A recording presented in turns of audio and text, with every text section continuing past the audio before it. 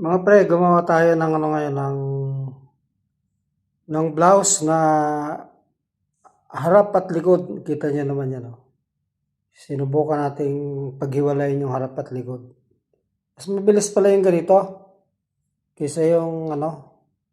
Tsaka makikita mo yung problema kaagad kung anong problema eh. Di ba? Ito yung harap. Tapos ito naman yung likod. Madali lang siya. Tapos gumawa tayo ng pantalon. Yan o. Kasi kita niyo naman yan o.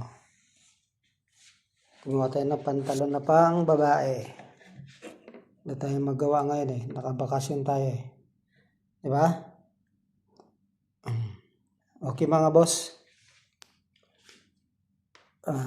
Kita niyo yan yung ginawa ko.